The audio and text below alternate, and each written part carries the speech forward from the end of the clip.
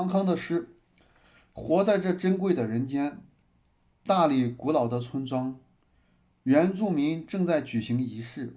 我们在庙后发现了一艘破渔船，焊接、刷漆、翻新，再次扬帆出海。每当有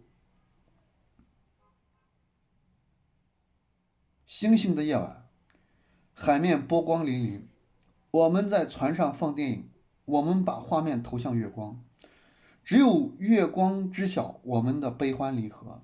我们放映荷马史诗，我们放映电子的诗篇，我们放映网罗的爱情。